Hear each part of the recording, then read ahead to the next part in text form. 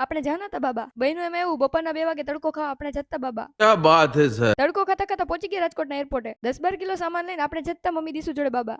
अभी मजा आएगा ना भिड़ो। રાજકોટ સમુદ્રથી 119 મીટર ઊંચું છે એટલે જ રાજકોટ ક્યારે આજે ડેમમાં ડૂબી નથી ગયું. बात तो सही है। 5 કલાક પછી ટ્રાફિકમાં આપણે પહોંચી ગયા આપણા ડેસ્ટિનેશને. ઘડિયાળમાં વાગી ગયા હતા 8 ને ફેસ ઉપર વાગી ગયા હતા 12. 2-3 કિલો નાસ્તો કરીને આપણે પહોંચી ગયા એરપોર્ટની બહાર. એકચ્યુઅલી આપણે પહોંચી ગયા હતા સંસ્કારી નગરી વડોદરામાં. अरे कहना क्या चाहते हो। 10-12 કિલો બેગ લઈને આપણે જતા માસીન ઘરે. मैं तो थक गई भाई साहब।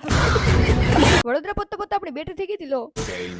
વડોદરાની પાવભાજી ટેસ્ટ કરી હતી હવાર પડી ગયું. कुछ भी હવારમાં આપણે આંખ નહોતી ખુલતી તોય આપણે હિરોઈન જેવા રેડી થઈ ગયા હતા. આ બાજુ ચાલતું હતું મોટા પાયે ફોટોશૂટ. આ બાજુ ચાલતી હતી વિધિ પણ એમાં આપણને કઈ ટપા નહોતા પડતા એટલે આપણે પાડી લીધા 2-4 કિલો ફોટા. આ બાજુ બધા વેડિંગ એન્જોય કરતા હતા. અહીંયા બધા જખમ લાગે એ પહેલા જલ્દી લગાવવાની તૈયારી કરતા હતા. પણ આપણને લાગી ગઈ હતી જોરદાર ભૂખ એટલે આપણે જઈ જમવા ત્યાં સુધી તમે લોકો ફોલો કરી લ્યો.